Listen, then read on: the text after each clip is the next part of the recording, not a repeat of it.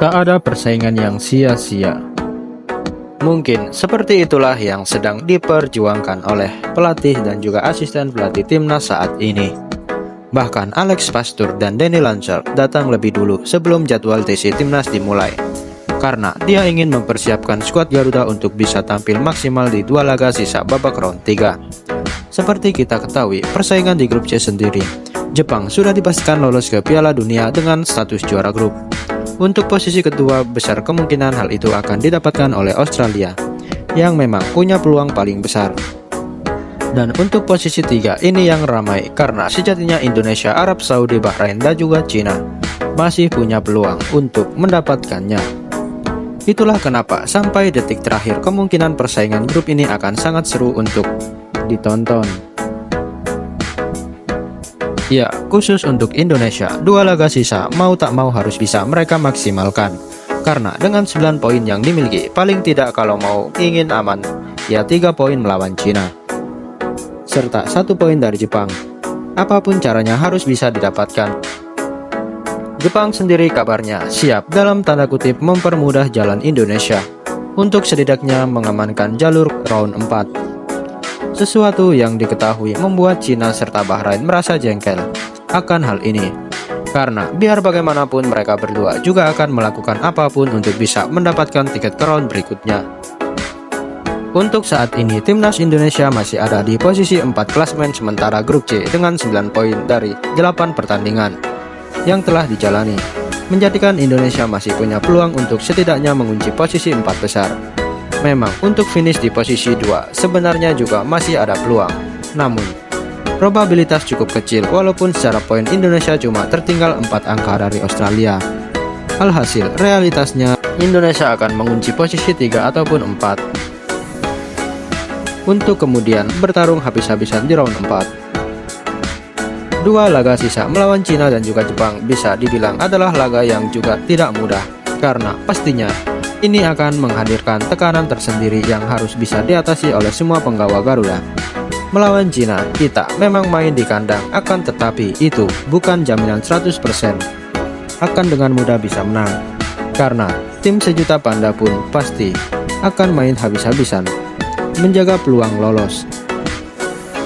Dan setelah melawan Cina, Indonesia akan away ke Jepang, yang kita semua tahu kalau tim Samurai Biru adalah tim terbaik di Asia saat ini.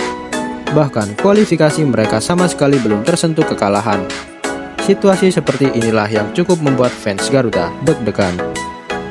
Karena walaupun secara kualitas di atas kertas kita punya pemain-pemain yang hebat, tapi sekali lagi pressure di level klub dan internasional itu jauh berbeda. Sementara di sisi lain, untuk memaksimalkan 2 laga sisa babak round 3, asisten pelatih timnas Indonesia Alex Pastoor sudah tiba di Indonesia lebih cepat dari yang dijadwalkan. Dia bahkan dilaporkan sudah mempersiapkan strategi khusus untuk bisa membuat timnas amankan 3 poin ketika menjamu Cina. Sementara itu, mengutip dari laporan bolasport.com, timnas Indonesia akan mendapatkan waktu TC yang jauh lebih panjang pada jeda internasional Juni mendatang. Hal ini dikarenakan kalender FIFA bulan Juni digelar setelah musim kompetisi rampung, sehingga teorinya pemain bisa dipanggil jauh lebih awal. Sebagai contoh, Liga 1 2024-2025 akan melangsungkan pekan terakhirnya pada 24 Mei. Pemain pasti bebas tapi tetap membutuhkan latihan untuk kebugaran. Dengan begitu terdapat pada jeda 11 hari yang bisa digunakan Clifford serta Pastoor untuk menggeber para pemain lokal. Kemudian Liga 2 Inggris bahkan berakhir lebih awal pada 3 Mei. Untuk klub yang tak lolos playoff promosi, kompetisi tersebut menjadi rumah bagi 3 pemain yaitu Nathan, Marcelino, dan juga Oli Romani, yang mana semua klubnya sepertinya sulit untuk lolos ke fase promosi. Lalu ada di Serie A Italia, kompetisi yang diikuti Jesus bersama Venezia akan berakhir pada 25 Mei dan mayoritas liga-liga Eropa memang akan berakhir pada pekan tersebut sesuai jadwal yang telah dibuat. Paling ada satu pengecualian, yaitu Martin Paes yang bermain bagi FC Dallas yang berlaga di MLS atau Liga Utama Amerika Serikat. Sebab kompetisi MLS tetap berlangsung selama jeda internasional, dikarenakan jadwal MLS memang dimulai per awal tahun sampai akhir tahun. Akan tetapi, Martin Pes kemungkinan akan absen melawan Cina karena akumulasi kartu. Sementara penggantinya adalah Emil Audero. Dan jika Emil bisa lolos ke final kualifikasi ke Serie A bersama Palermo, dia kemungkinan akan telat gabung dengan skuad Garuda. Dalam hal latihan, tentu saja Pastur menjadi orang tepat yang siap mengeber penerapan taktik.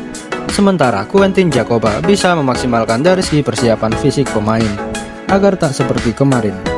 Semua pemain sangat merah wajahnya, sedangkan pelatih Patrick Kluivert bisa bantu-bantu menyesuaikan porsi latihan. Dengan begitu, timnas Indonesia akan lebih siap dalam menyambut Cina yang akan menjadi tim pertama yang dihadapi di GBK. Cina sendiri kini terjerumus di dasar klasemen dengan 6 poin setelah 2 kali kalah dari Arab dan Australia. Sehingga target 3 poin atas Cina adalah sebuah kewajiban yang harus dituntaskan pada laga yang akan berlangsung di GBK. Sedangkan melawan Jepang diharapkan bisa mendapatkan poin meskipun sedikit. Tapi mungkin dengan bermain sedikit parkir bus, harapannya untuk imbang tanpa kebobolan masih ada.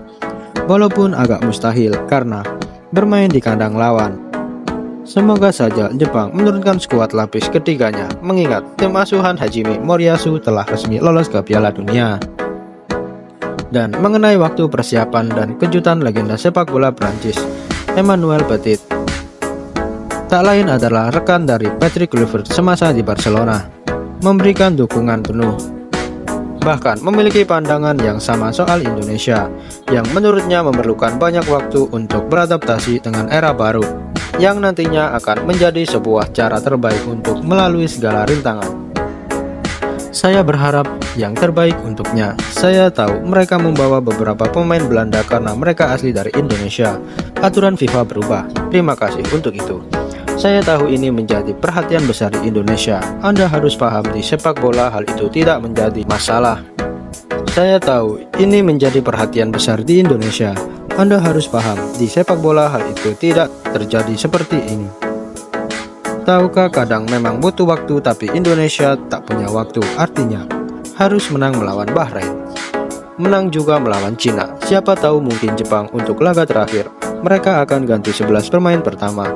Mereka mungkin mengirim tim kedua, ungkap legenda Prancis yang mendukung Patrick Kluivert.